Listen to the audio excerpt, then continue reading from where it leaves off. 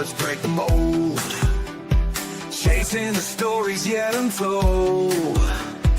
Passion ignites like a blazing fire. Knowledge takes us higher, higher. Out of the box where the wild ones play. We see the game in a whole new way. Living loud, hearts in motion.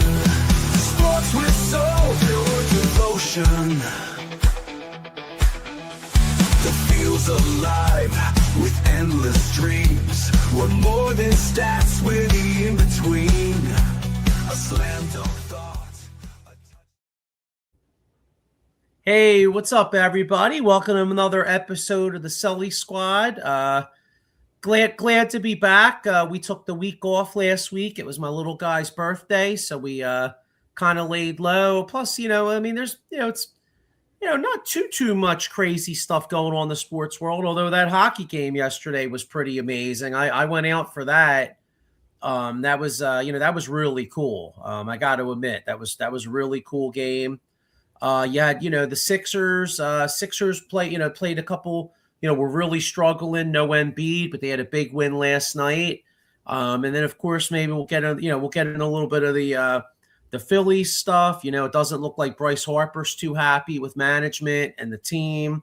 So we'll get into that. And then, the Eagles are always a topic. I mean, all last week on the sports talk, all you hear is AJ Brown, he's on the podcast with Julian Edelman and Gronkowski, and they're yucking it up. And, so who knows he's kind of winking, saying he wants to be a Patriot. So, kind of a lot going on in sports, but nothing really too much on the field, really. So, but anyway, we're going to get into it here. I got my usual cast here. I got my man Jeff right next to me. What's up, Jeff? How you doing, bro? Okay, hanging in there. Dug up and dug out, and sick of this weather. Yeah, I hear you on that, man. It was a long day of digging out, that's for sure. Sean, and I got below Jeff, I got my man Sean. What's up, Sean? How you doing, bro? What's up, fellas? Hanging in there. Yeah, so a lot of it's a lot, some things going on here. I mean, first off, I guess we'll start it off like, I know a lot of people because we went out yesterday. Amanda and I met Bob, and Keno wound up coming out. Bob's girl, Beth came out. And we had a nice crowd. We went to the McGurk's in Fort Washington, and it was really cool having food and beers at 8:00 in the morning. It was 5:00 somewhere, put it that way. So, oh, wow. Pretty cool. Great game. I mean, and I was kind of getting a little annoyed because it's like, Team USA won fair and square, and I'm looking at all these people from Canada and they're crying about the 3-on-3 and, saying they were the better team and all. Well, the bottom line is you weren't. Guess what? Team USA won. Did Canada carry the play the last 40 minutes? I mean, yeah, but last about the fucking scoreboard. And I'll start with you. Like, like how big is, I mean, because Christ, what, first gold medal since 1980. So 46 years in the making, like Jeff, what was your thoughts on the significance of that? U.S. hockey in general and the Olympics in general. I think they shouldn't be NHL players. It should be like it was in 1980. It should be, college players or however, it goes that way, but that's what it should be. And all that, yeah. You've already made the pinnacle of being the best of the best, being the NHLs and some, things like that. So to me, that's the way that is. As far as it comes down to the game, it was a hell of a game. It was a fun game to watch. I knew before the game even started, because Crosby wasn't playing, and I have nothing personal against Canada. So if there's anybody that's going to jump on my back, you can. But Canada's a bunch of crying bitches. I agree. I knew it. I knew as soon as Crosby wasn't going to play, they were going to blame it on him. They're going to blame it on everything they can, because when they lose, wah, wah, wah. Sorry. That's how I feel about Canada. It's like their blood. You know what I mean? What's Canada known for? Snow and hockey. They're Yeah. going to win. They're going to whine. Yeah, it was funny. One of my buddies sent me it was like a meme. It had all North America and it had Canada pussies, and then right below it said not pussies. That's all I got to say about that. You know what I mean? I mean, USA won fair and square, and stop the whining. Y'all should have found a way to score another goal. That's right. But shout out. I mean, Team USA's goalie was unbelievable. I mean, he was unbelievable. That was one of the best goalie performances I think I've ever seen in my life. Since Dominic Hasek. Hasek, yeah. Yeah, Sean, what was your main takeaway and perspective? The goal, you just said it, the goalie and the Hughes brothers, man. Kid gets his chicklets knocked out. Yeah. Stays in the game, scores the game winner in overtime. Game over. And they also had a nice little tribute with Goudreau and everything. That was real nice too, yeah. To involve him because he would have been part of the team, Yep. But just to involve the whole family, that was real nice.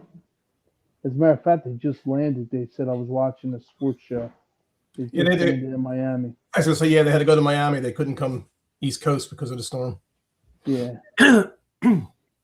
Yeah, I mean, I thought it was great. I really thought it was great. I thought it was great, and it's going to be a culture shock because the Flyers start playing. What do the Flyers start playing this week? Right, Wednesday or Thursday. Yeah, so I mean, like it's definitely going to be a culture shock going from watching the level of play that was at that Olympics to regular season hockey. Let alone the Flyers. And. Yeah. And on a Flyers note, I was just on the internet today, and Ristolainen supposedly looked pretty good in the Olympics. So now there's teams, there's a lot of buzz that maybe the Flyers may wind up trading him because some teams have some interest in him. So this is what one other thing I wanted to say about what I saw with the game. I kept thinking to myself, why the hell don't we have a goalie like that? Yeah, we never really have since we screwed up. Know how to.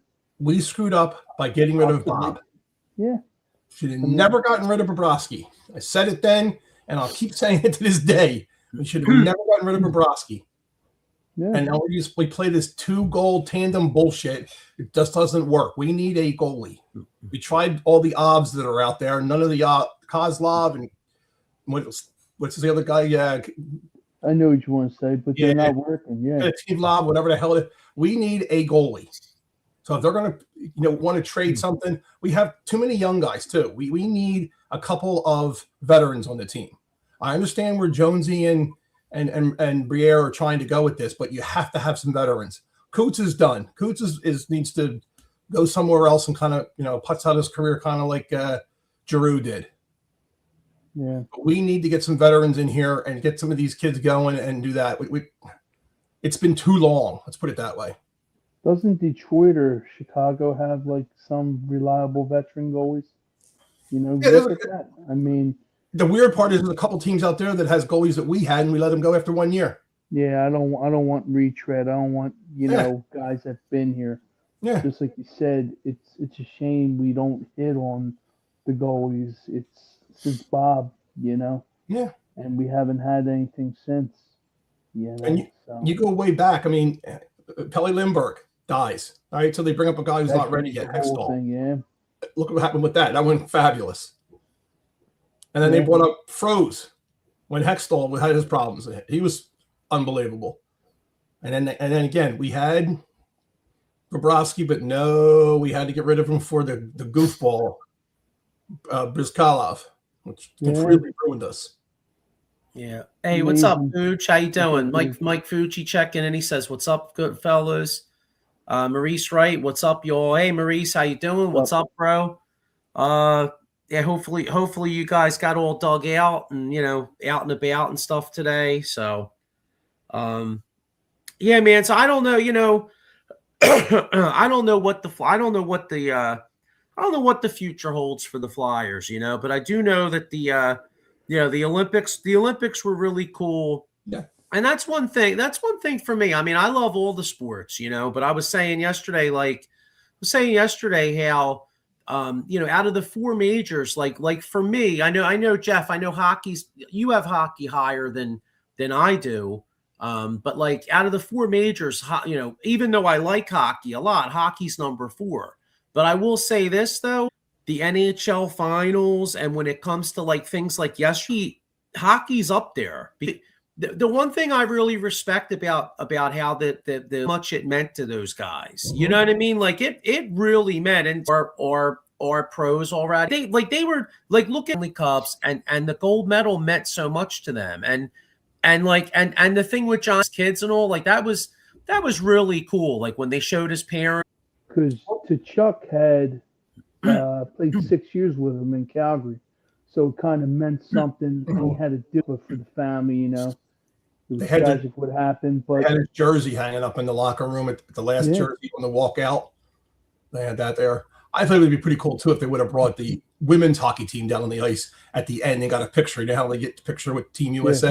They should have got the women there too and got a whole huge picture of both teams. And Jack Hughes' interview was just something else. Instead of him saying about me getting that that game-winning goal, he put Hellebuck. He's like, if we don't do anything, we'd have to play a Hellebuck, Yeah. And he must have said it like 2 or 3 times, I mean, that goes to show you what a team player is. And the funny part is Hellebuck's choked twice in the playoffs. Yeah, I know. Yeah. And he came up. Maybe this is kind of a redemption, wake-up call. And the funny thing is, he gets to get the last laugh. He plays for the Winnipeg Jets as well as Austin Matthews for the Maple Leafs. So more salt to their wounds. Yep, that's true. Yeah, what a game from the goalie. Yeah, you got. Wait, hang on. Well, yeah, you got that right. Yeah, it was one of that. That was literally one of the best. Like I said, that was one of the best goaltending performances I've ever seen. And I was getting a kick. I loved like I was fiddling around with the phone and like they were showing like the kids in the locker room, and the best video, man, was like they were all sitting there singing the Toby Keith, the Uncle Sam Shake Your. I love that song, courtesy of the Red, White, and Blue. I love that fucking song.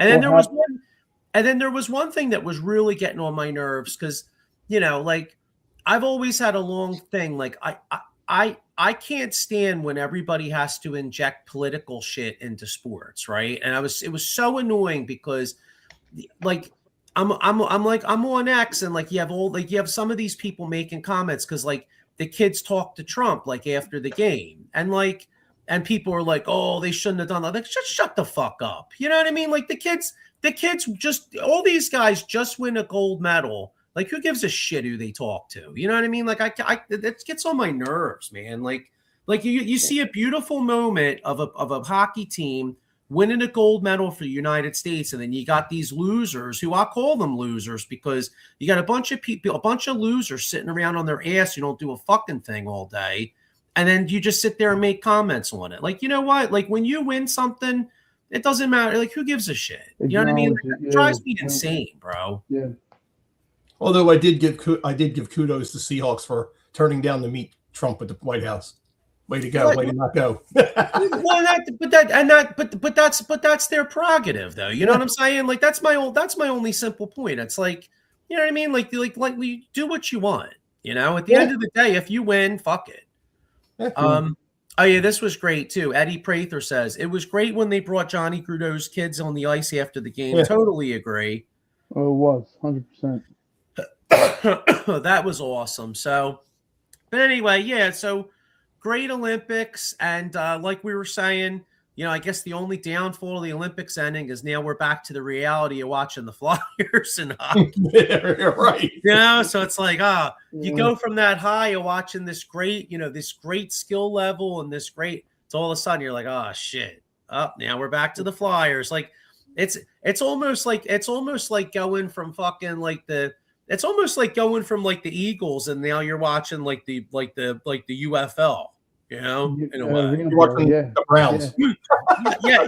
Yeah, actually, yeah, you know what? That's more apropos. Yeah, because the Flyers the Flyers do have some good players. So, I mean, yeah, you're right. It's like it's right. It's like watching, an elite team, and then you're like, oh, shit, here come the Browns, you know? You get the Browns and Jets on a Monday night football game. Yeah. You know what's so amazing? It's so amazing, though, how NFL is so king, because you could put the Browns and the Jets on, like, a Thursday night, and millions of people be like, oh, that game blows, blah, blah, blah. Guess what? They still would have fucking great ratings, bro. You know what I'm saying? Football isn't the America's sport like baseball used to be. Baseball is a lot of games. So you watch it in the World Series, you watch playoffs, like the World Series is the big thing. But if you get two teams you don't like if you don't like, let's say, whatever, the Dodgers and the Yankees, I know you got a lot of people from both areas. You won't get people like myself to watch. I could give a shit. But like you said, there's not many games. There's 17 games in football and then the playoffs. So you're going to just watch everything because it's not a lot there.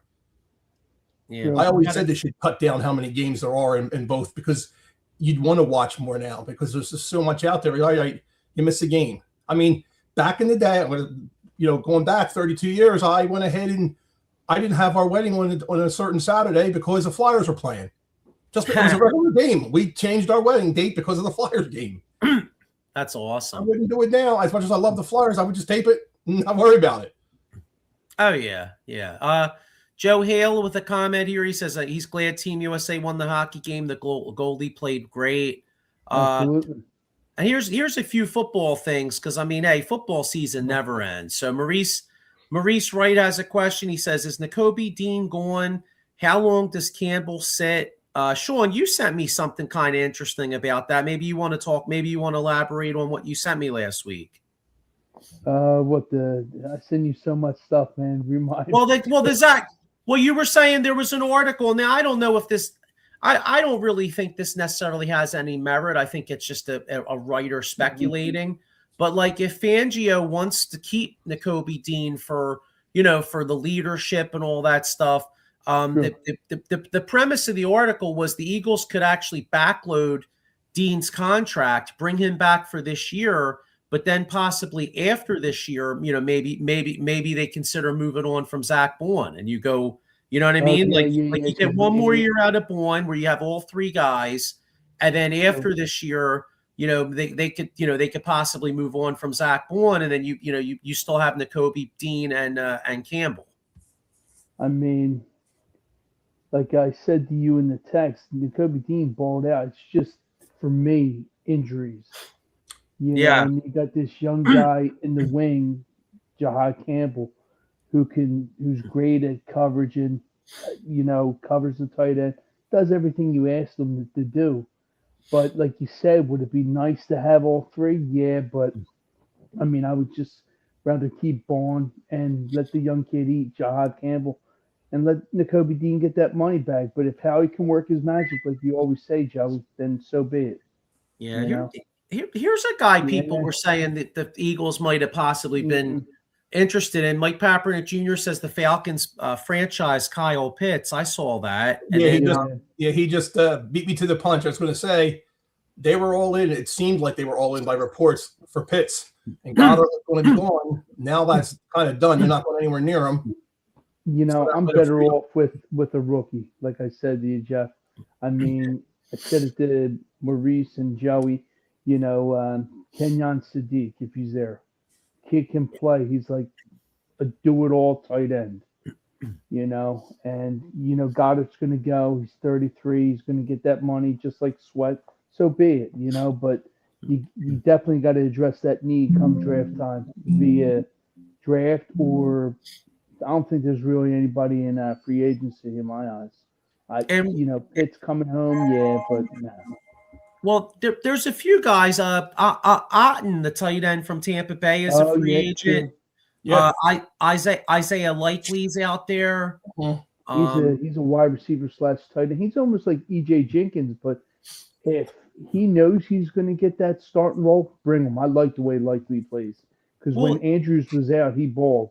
Yeah, well, this draft actually is pretty deep in tight end too. Like, So I mean that I forget. I think it was Daniel Jeremiah or somebody was saying like, he has tight ends graded like where you could get like good quality tight ends in like the Oh, third you can. and maybe even in the fourth round.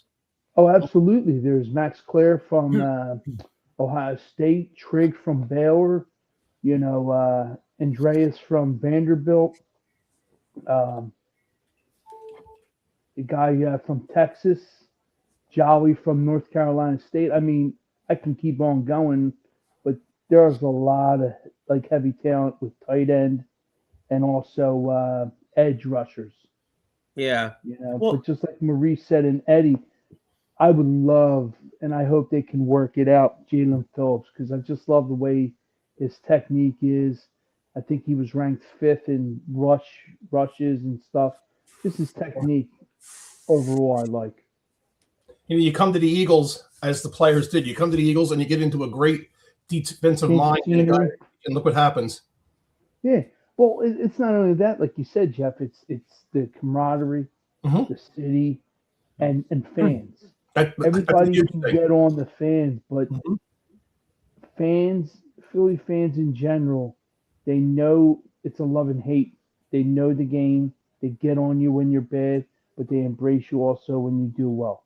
Yep. It's like a big brother. It's like a big brother, little brother thing. But some people don't understand that. They always go after throwing Santa Claus batteries at Santa Claus, snowballs, and all this other stuff. I mean, we're not just the only ones. We can go on and on. There's other teams too.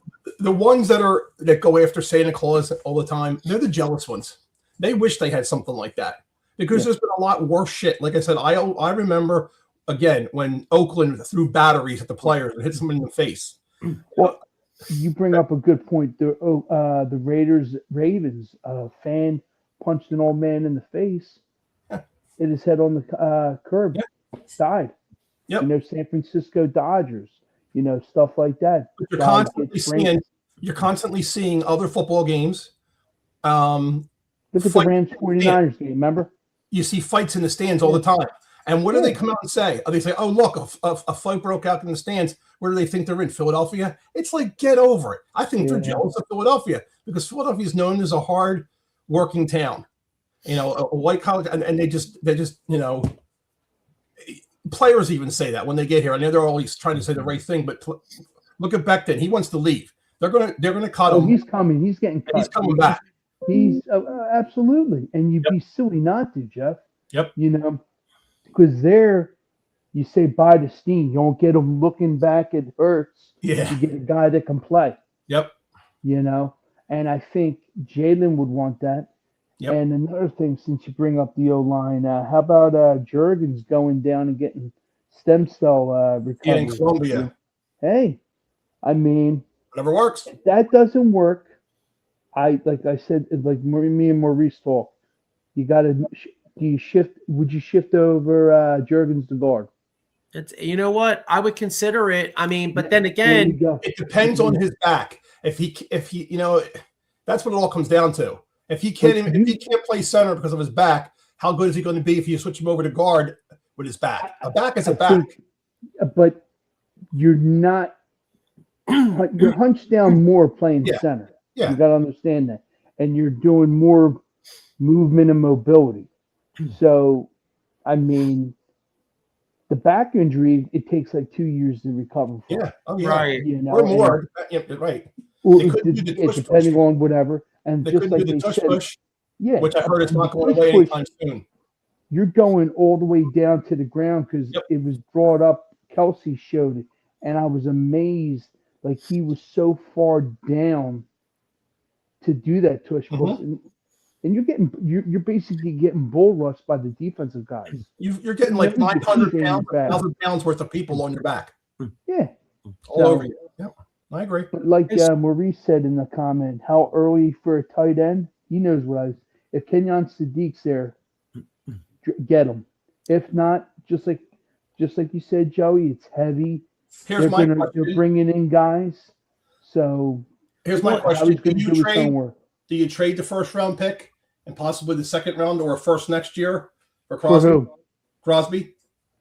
So you're telling me a second round pick next year in 23rd? If I Yep. mean, They want a first, and I they want mean, a they first won a next first. year, I mean, and they want to stop. They would have named a named player.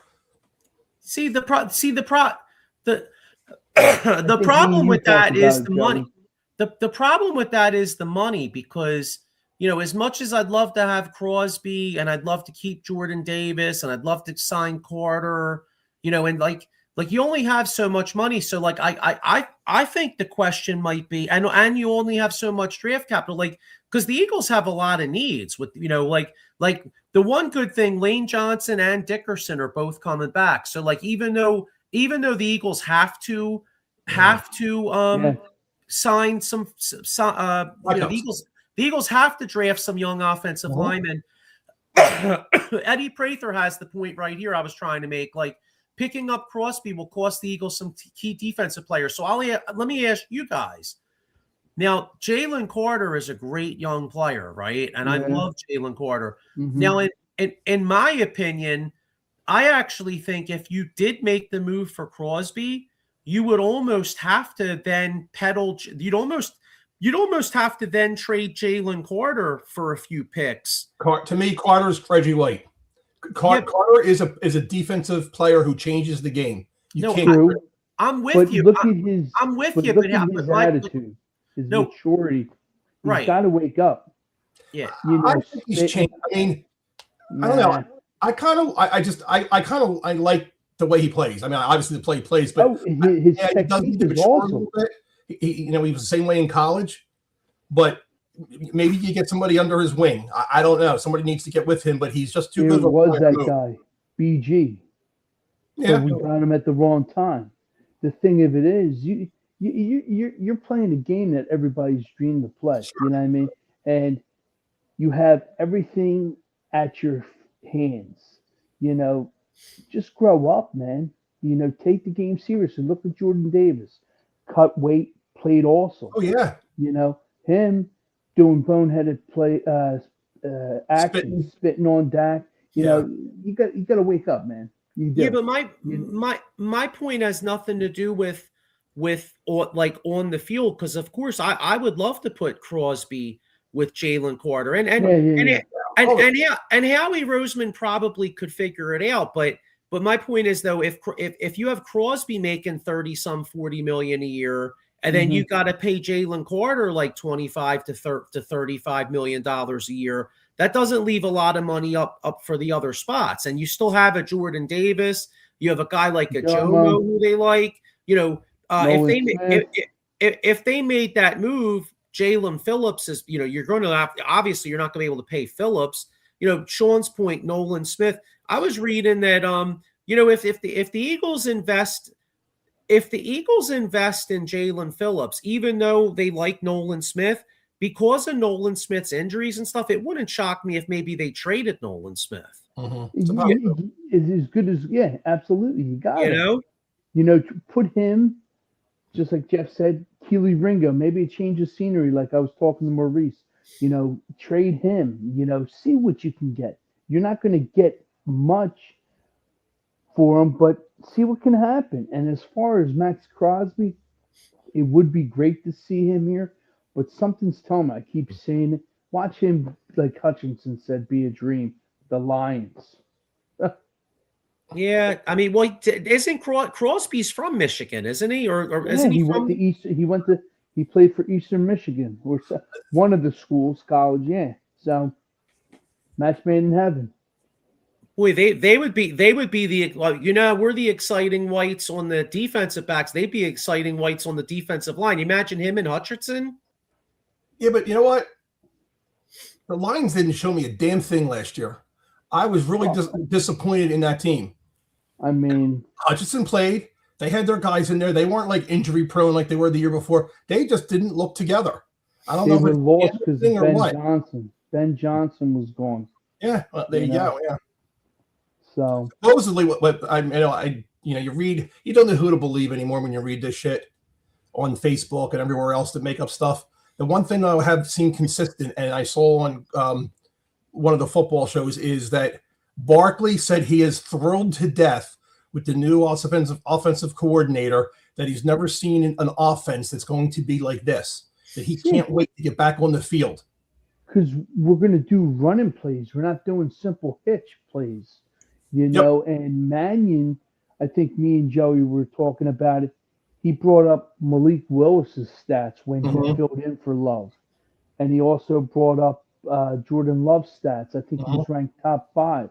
So you're going to see a much more balanced energized offense. Yeah. And even with Grizzard, you know, passing and running, it's not going to be the Patula show. Good luck in Miami, buddy, because you're going to shit the bed down there. And I think that's why A.J. Brown's going to also stay here. I think because it's going to be more balanced. It's not going to be heavy on all run, or obviously it's never really been as much heavy on all throw, but I think he's going to get everything in there and make it have to do one way or the other. That's where Willis's stuff went up. He didn't just rely on one thing. On A.J. Brown's thing, he just needs to shut up and play the game, because we catered to you when you wanted the ball, you got it. But when it comes down, and you know and I know, Joey, the San Francisco 49ers game, we should have won.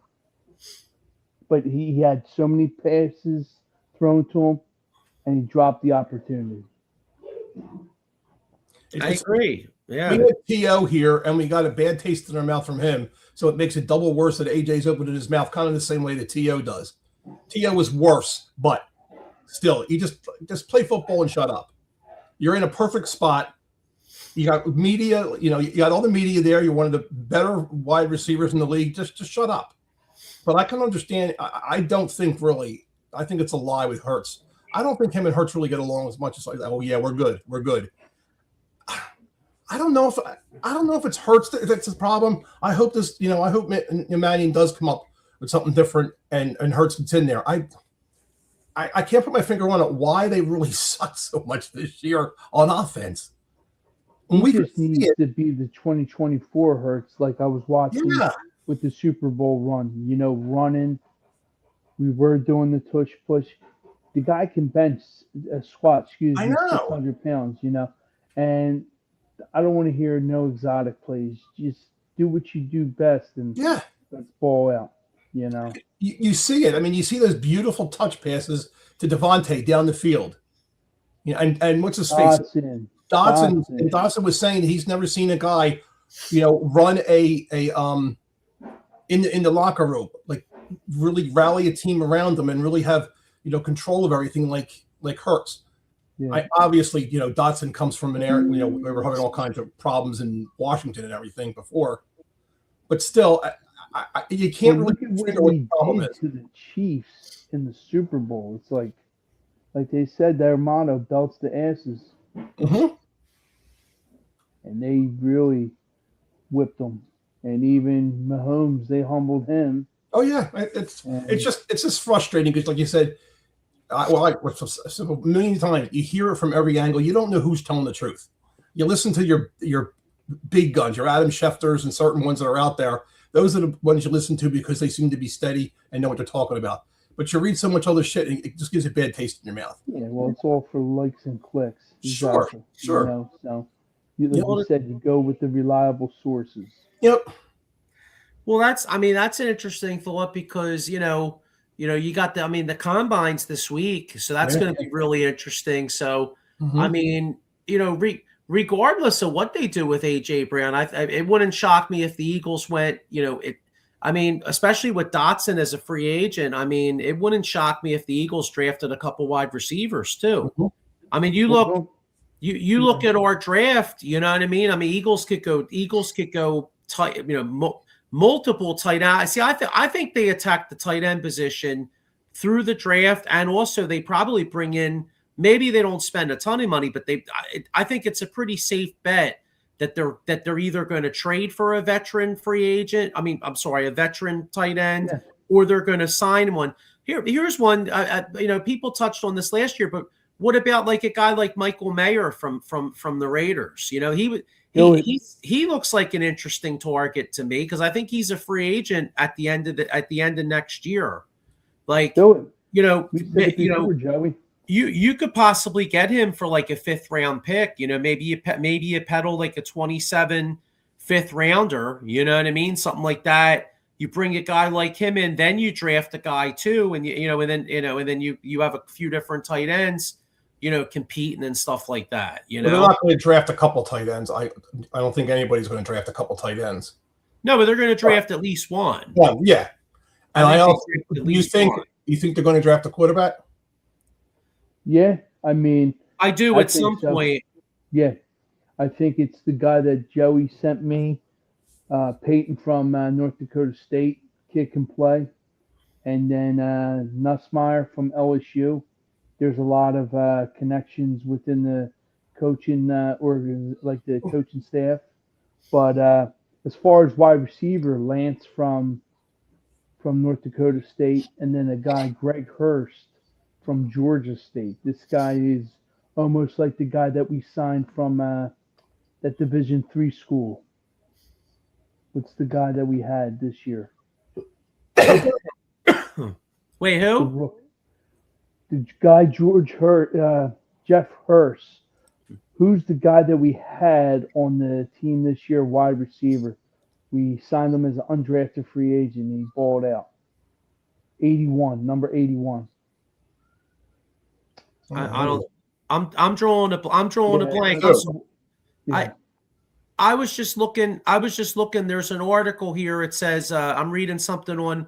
It says Raiders may have several suitors if Michael Mayer wants to change the scenery. Like that. That would be a move I would consider making if I was the Eagles. Like I was saying, Yeah, Bowers will go nowhere. So they got their tight end for a good long time. So that dude's a machine. Yeah.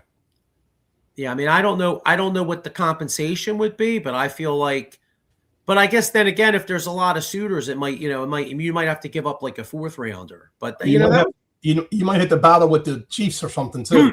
I remember the Chiefs don't have a tight end per se. So you might have them going after some other tight end that the Eagles want. Yeah, that's true. Although the good thing is, though, the Raiders may not want to trade him in the division. So if all things are equal, Yeah. Sean was asking about a receiver. Is it Parker? I'm gonna find it. I'm doing it now. I'm drawing to think of anybody else that did anything. Darius Cooper. There you go. Yeah, Darius Cooper. Yeah. There you go. I would find it. I knew it. There you go. Yeah, but Cooper. I always love this week though. I love the combine. The combine's great. I love the combine. I love diamonds in the rough. Yeah. Carlton State. There you go. Who was that? Who was the quarterback that I said? I'm trying to think. The quarterback from North Dakota State, Sean. Peyton. Oh, Peyton. Yeah, that's right. And then you sent me the one. Wouldn't shock me. No, he doesn't know Wentz, does he? He's not like a Wentz. Is he? Nah, man. This good athlete. He's an athlete. He can. The stuff that Joey showed me. He can run when he needs to get that first. Okay. Unlike what Hurts did, I'm just saying, throwing it out there. And he throws a nice ball to his go-to receiver, which was Bryce Lance, which is Trey Lance's brother. But Nussmeier, like I was saying to Joey from LSU, has a lot of ties with a couple coaches in this Eagles organization. So you never know what can happen, But I think they do draft a quarterback later round. And does Tanner McKee go, guys? Does he get traded? They got him going to Miami. That's where that's where it's all going. When they always, to me, I mean, it makes sense. But now an article I was just reading just before we came on air, they were talking about Tua. Where's he going to go and this and that? And they said, you know what? With the money he has, there's probably not going to be a team that's going to want to take on that money. He may be a backup in Miami. I could see him. I could see Tua going to Minnesota. That's one named team, and I'm trying to think what the other one was. Bring Kirk Cousins back over there. Bring Tua over there. Yeah. I mean, that's. And then I read another article. Since we're talking about articles, I can't believe the Browns are going to look and evaluate drafting a quarterback. Like, come on, dude. Like, Yeah, I agree. It's a joke. It literally is a joke. So You had Dylan Gabriel, one. Deshaun, I love massages, Watson. Well, he's nothing. He's done. I'm sorry, but Yeah, he's but they got him. He is, but that contract and that money is just. well. It's their asinine fault for signing that Yeah. contract. They have to eat that money and live with that for a long time. And But Shador, come on, I'm not is sold on him either. He's just all mouth. No, he's a product of his own father. True. His dad got him in the league, and Sure. that's that. He stays in the pocket too long, and he gets hit. Yeah. I'll tell you what, though, the Eagles are a little lucky with Deshaun, because the Eagles might have made that move for Deshaun Watson. We almost had Russell Wilson too. As much as I love Seattle, we almost had Wilson, and that would have been a disaster too. No thanks for both of them. Sometimes the moves that you don't make are the best ones. Maurice Wright says the Eagles can get the center from Florida. Yeah, Slaughter is his name. Jack Slaughter. Well, that'd be a great name on the back of a jersey. Slaughter. I know. Yeah.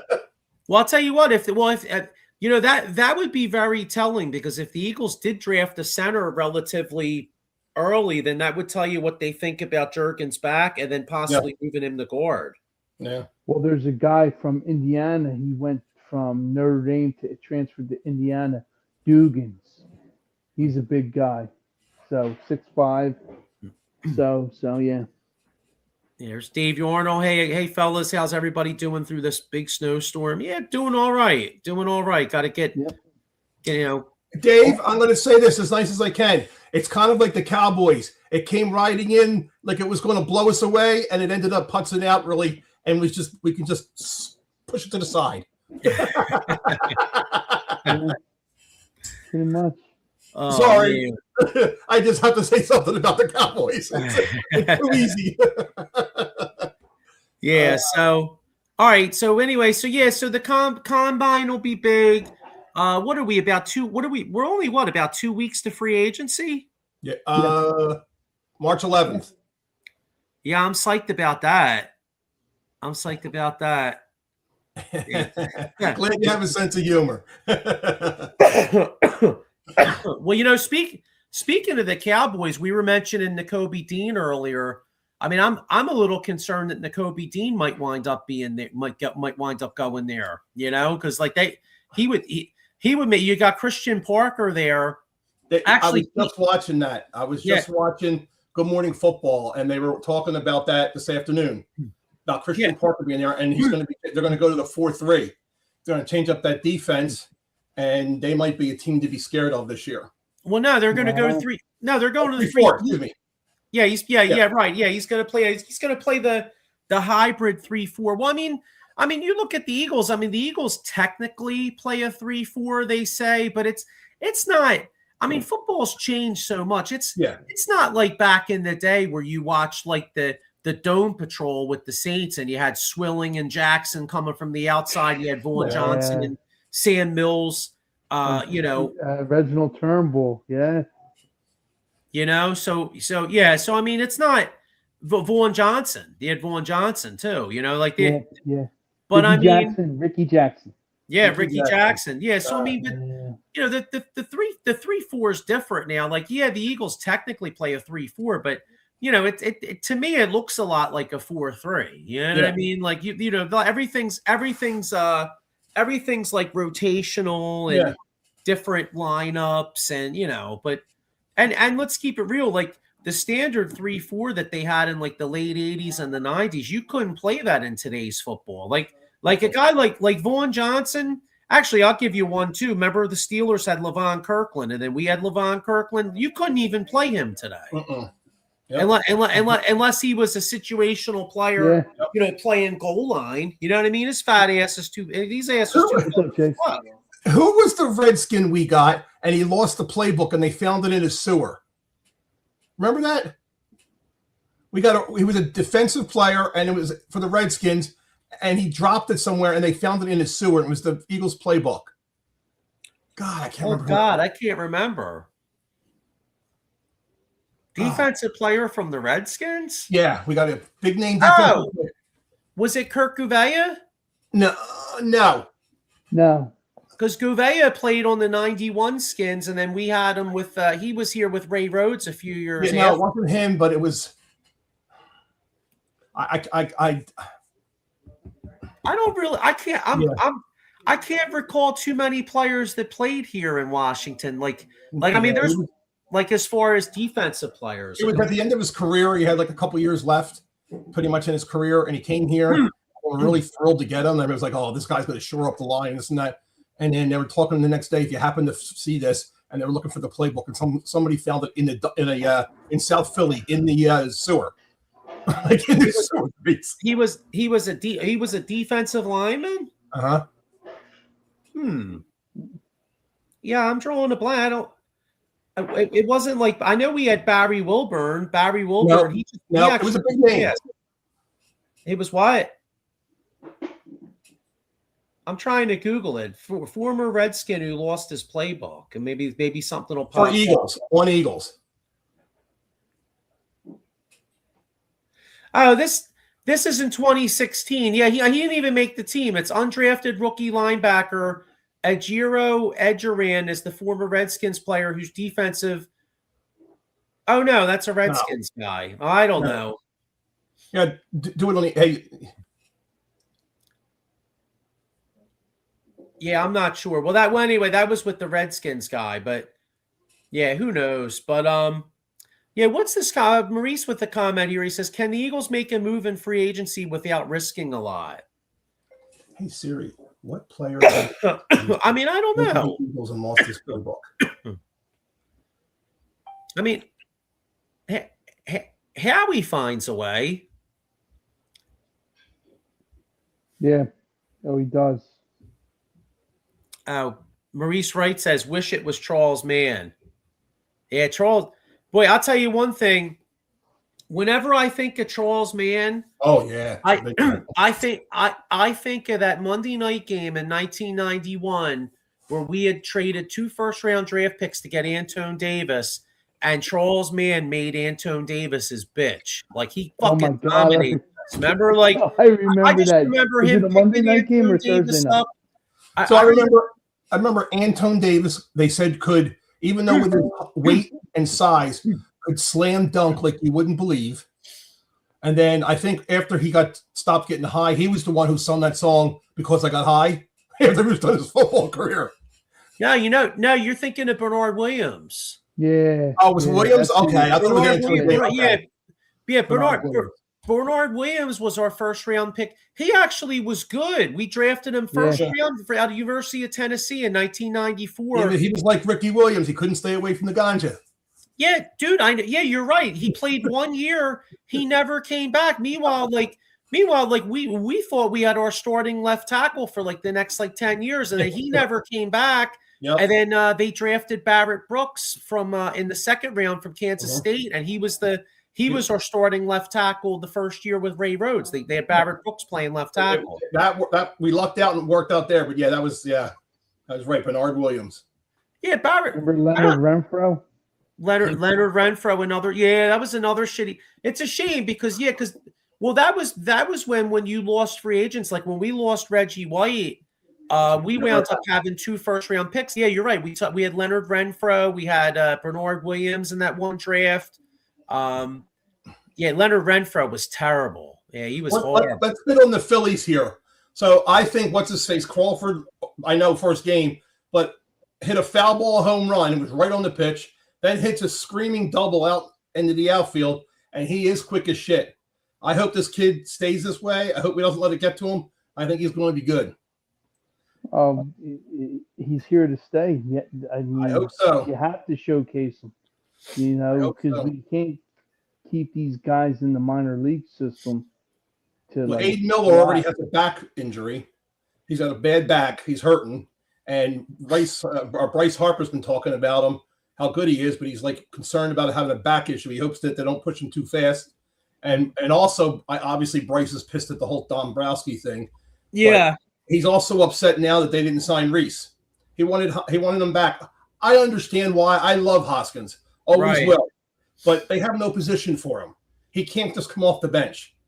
Well, is it I mean, if Bryce were willing to play right field some of these games, I mean, I supposedly willing to move in the outfield. He said, but we'll do see. you take a Gold Glove first baseman and then throw him in the outfield for Hoskins? I don't know. To get right here. I mean, this. All I know is this lineup has never been as good as when they had Hoskins here. I agree. You know, so I mean, if Bryce were willing to play right, you know, maybe you play Bryson right, you know, a couple days a week, maybe, you know, I mean, Schwarber and left isn't ideal, but maybe you play Schwarber and left here and there. I mean, you could find. I think they could have found a way to get Reese in the lineup, like, you know, maybe like, you know, at least a few times a week. I think Dombrowski's playing with fire, like, you know, doing this shit against Harper. I agree with Harper. I mean, you got to light a fire under him, and he seems like he can light his own fire and get there, but you just don't bring it out into the media, and he did. And that's just, you know, you can't tell him, woo him, do everything that Middleton did to get him here, and, you know, everything stays in-house. And then you have somebody like Dombrowski come out and say he's not elite. You know, it's eating away at him. And I hope that he proves it wrong, but I feel this, I don't know. I don't know what to think. I feel this is not going to work. Something's not right. It's already starting. When there's smoke, there's fire. Well, you better step up and play. Here's the way I'm looking at it, right? Like, I think Dombrowski was really stupid in making his comments. David Arnold says the Guardian signed Hoskins. Yeah, I saw minor league deal. Minor league deal. They wanted them, but minor league deal.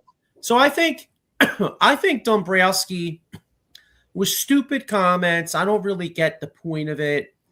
And like, I can understand Harper being a little pissed because Harper, you know, if I'm Harper, I'm like, damn, dude, like you're ripping me. But meanwhile, you know, you had Alec Boehm hitting fourth behind me. I wasn't getting shit to fucking hit. Mm-hmm. You know, you have the worst. Like, listen, if I'm Harper, I'm like, look, jerk off. You have like the worst outfield in fucking baseball. You know what I mean? You did nothing to improve it. So I get all that, and I get Bryce's frustration, right? But here's where I'm at with it. Like, I get Bryce's frustration and all that shit, and okay, I'm cool with you. You know, somebody asked you a question, you gave an answer. I get that. Now, no offense, shut the fuck up and play baseball now, dude. Like, you know what I'm saying? I get it. I'm not going to kill Harper for being frustrated. Like, I get his point. And the Phillies, I don't think, did do enough. But at this point, like, all right, dude, like, you made your point. Go fucking play. And then if you're not happy here or you want out, well, then go to the Middleton and go to Dombrowski and be like, hey, you know what? I think I want to try to get out of here. You know what I mean? Because I'm not in the mood. Like, you know what I mean? I guess what I'm saying is, like, I'm not in the mood I just watched AJ Brown, like, with his little comments, like, oh, I'm trolling and all this shit all year long. I'm not in the mood to watch Bryce Harper do that shit too. Like, you know what I mean? Yeah. Like you made your point, dude. We all agree with a lot of us agree with you. Dombrowski didn't really do enough, but get it. But now, all right, you made your point. So, like, let's stop fucking harping on it and go. And because as much as I like Bryce Harper and he did have injuries, like, all right, dude, it's been a few years since you put up MVP numbers. And, and I mean, so go fucking do it, dude. I think Dombrowski could have used a different word or just shouldn't have said it. In general, I just think he shouldn't. I agree. Yeah. It should have stayed behind closed doors. And if he wants to call him whatever he wants to call him, he can call him trailer trash if he wants. Who cares? But you don't do it to media. No, I 100% agree with you. Like my point has nothing to do. Like, I'm with you. I agree with you. But, like, you know, but now it's like, you know, you got Bryce out there like, oh, well, you know, we should keep things behind closed doors. But Bryce doesn't keep things behind closed doors. I mean, when they wanted to sign JT Realmuto, Bryce Harper's like doing things at home plate, like to sign the guy. Well, I agree. So, I mean, it's like, you know, and I like Bryce Harper, like, but like, sure. All right, dude, like, you know what I mean? Like we're with you, bro. Like, we want to see you we want to see the team win. We want to see you succeed. We don't agree with the comments either, but it's like, all right, dude, you're either going to keep harping on it or go fucking play baseball, dude, and shut the fuck up. Yeah. You know what I mean? Like, I agree. I mean, I agree to a lot of that. I mean, you can see it in his facial expression during the interview Harper doesn't look happy right now. No, you don't. No, he doesn't. He looks. I don't know if the word's disgusted. I don't know what it is. I mean, I guess pouting is a good word. They just don't have. What is it? Obviously, things worked well when they had the what do you call it? Shit. What do they call the young guys? Not kindergarten. The daycare. The daycare. They had fun. You saw them when somebody would hit a home run or a double or a single and all that stuff. And I know Stubbs is on the team again. Stubbs is fun to have around, but they got to get a better catcher than that as a backup or a third backup, whatever. But you don't see that same kind of fun team there anymore. They don't seem to have fun like they did before. They all look like they all look like hockey players that are gripping the stick too tight because they can't get a goal. They have that look on their face now. They just don't look. I mean, again, season hasn't even started yet, but last year, it's the way they looked towards the end of the season. They all just looked like they had puss faces on. They didn't look like a fun as a team. Yeah. And to me, that changed a lot. I think that changed a hell of a lot. Yeah, no, I hear you, and part of that could be the playoff failures, and that's where I put some blame on Dombrowski because. When you fail in the postseason multiple years in a row, sometimes you need that last little jolt of energy, like a nice new acquisition to add to the locker room. And Duran was a perfect pickup. That was a great pickup. Yeah, that helped a lot. And having that, the Black Widow and all that fireworks and all that shit going on helped. But they just didn't seem like they were having fun. I mean, the game's supposed to be having fun, and you see these other teams having fun. I just don't look like they were having fun, not like they did years before. No, I hear you. Well, here's hoping that Crawford comes up and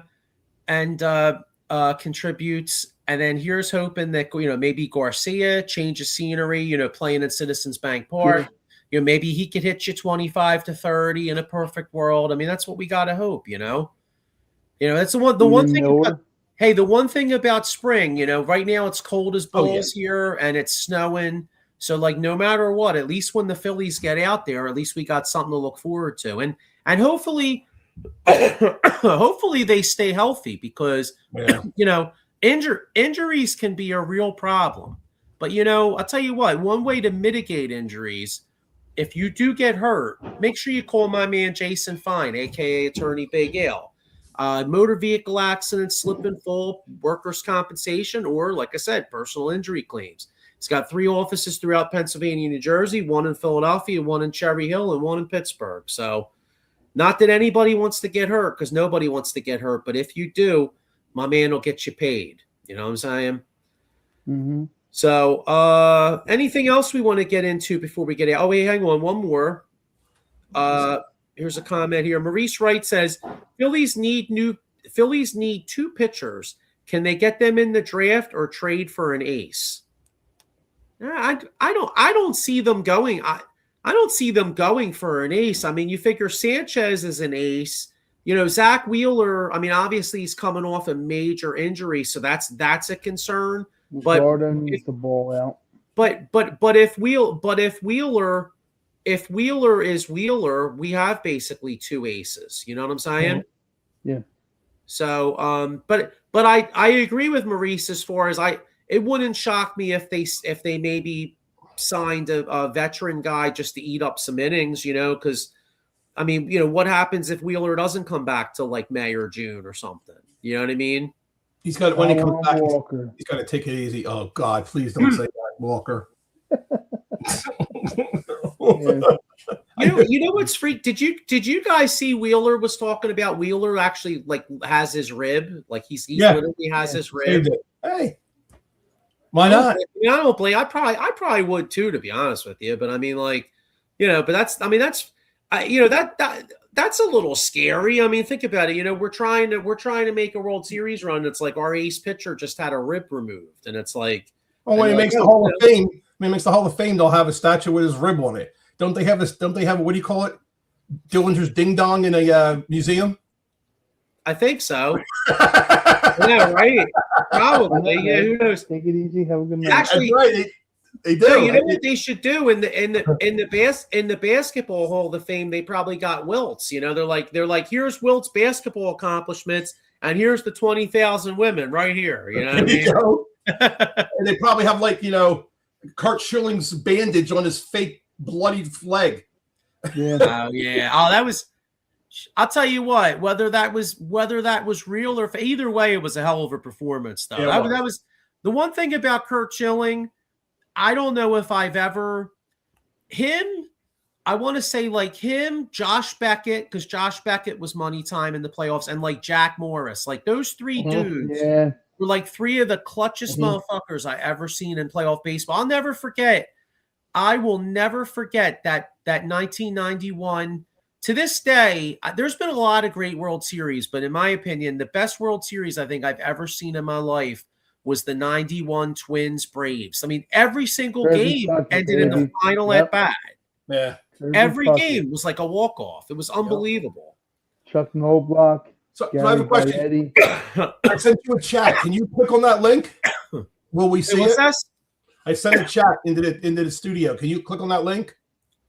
I don't know. I don't know what'll happen if I do, though. I'll try it. Here we say. Are you guys still there? Yep. Yeah. Are you only seeing it?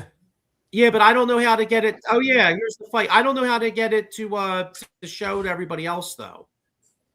Some good old time. Oh yeah, wow, it's bench clearing brawl. Bench clearing brawl. The Devils Flyers. Yeah, I love that shit. Went nuts on them. Oh, it's great. I have that saved on my email. Whenever I need something, I play that. Yeah, Eddie Prather says Jack Morris was an ace on three different teams that won the World Series. Tigers, Twins, Blue Jays. And then Dave Arnold says, nice 76ers win last night. This team is so up and down. Unbelievable. Yeah, Anthony Edwards gave a nice little, shout out to Maxey. Because he got posterized. Yeah. He did. He said, I love his game. Except when I get slammed on. Yeah, Edgechrome had a good game too. I think he hit like 5 or 6 threes. So yeah, it was big Sixers win last night. I was pleasantly surprised. Put it that way. Yeah, pleasantly 138 surprised. Something? What's that? Wasn't it 138 to like 105 or something like that? 135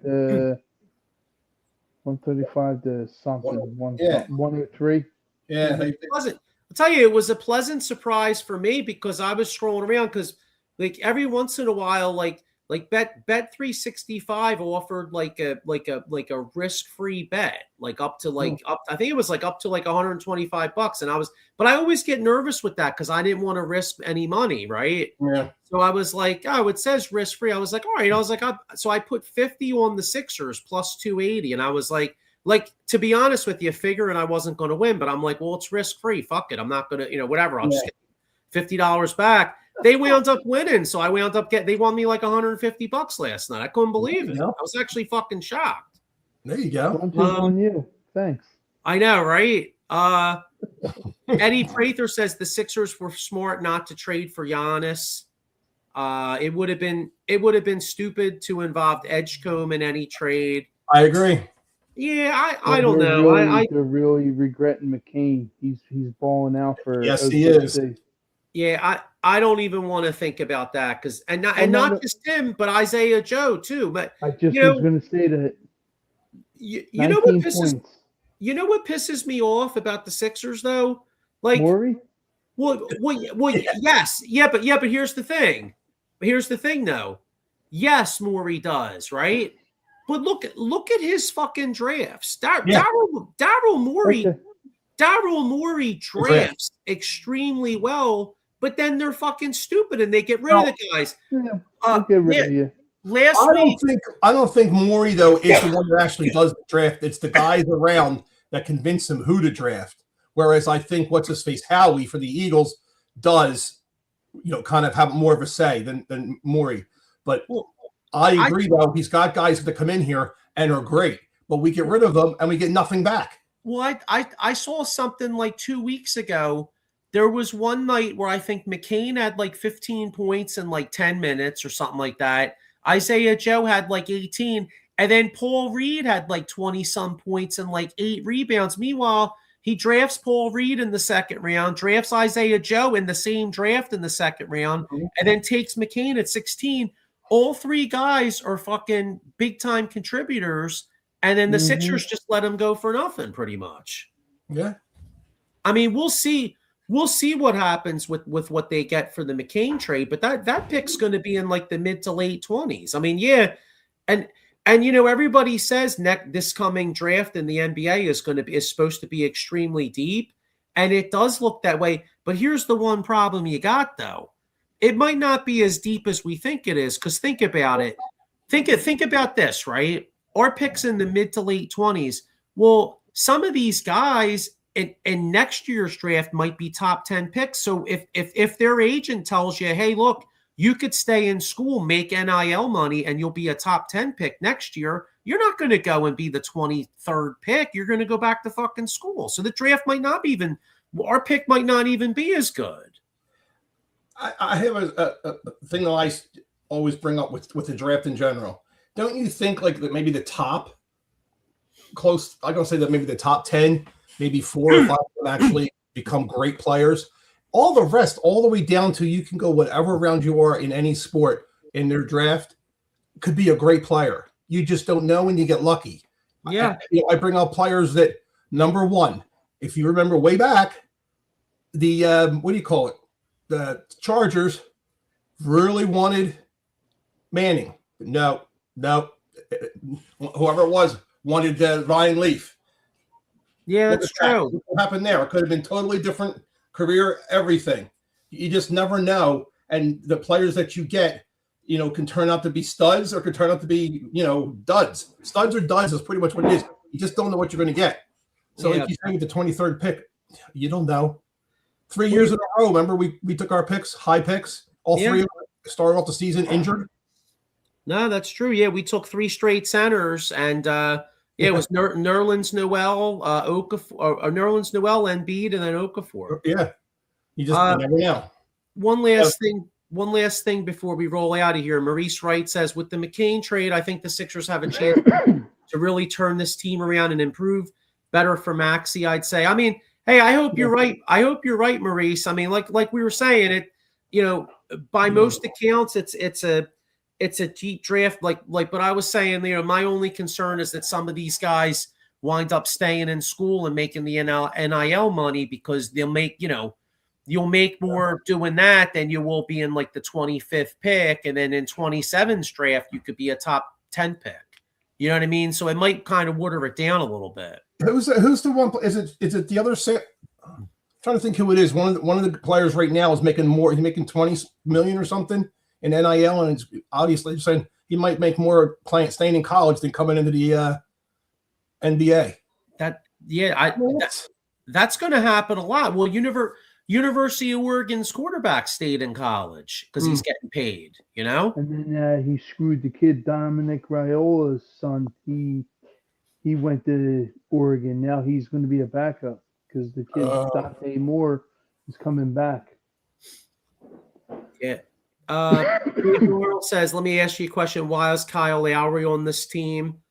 No idea. I think probably Nick Nurse throwing from the Raptors days, letting him steal some money for another year. And he's basically, he's basically like another coach. I mean, what cracks me up though? These NBA teams have like fucking like a 50 million assistants. Like, I mean, what like? It's like what like, what's your job? Man, I hand out the tails. Oh, okay. You know what I mean? I talk to the forwards, you talk to the centers. Yeah. You're the point guards. And you're the bubblegum guy. Yeah. What's your job? Oh, when we go to ATL, I go to the Magic Club first and go, and make sure people can't see. You know what I mean? That was when Harden was here. He used to go check out the clubs for Harden. Oh yeah. Yeah. So, but anyway, all right. Well, we're gonna wrap up here. Hopefully, hopefully the Phillies, can show some good things in spring training. In the next coming, and we'll see what happens in the combine this week. Flyers are back at it, so maybe hopefully they could play some good hockey. We'll see if there's any trades or anything that could be made. And Sixers come home, and Embiid is actually questionable for the next game, so we'll see. Because getting a little concerned. He was looking so good for a while, and now all of a sudden he's back to being hurt all the time. So we'll see what happens there. So, but all right. Well, anyway, it's been real. Hopefully everybody dug out, and we'll see you all next week. Sounds good. Have a good week. Peace.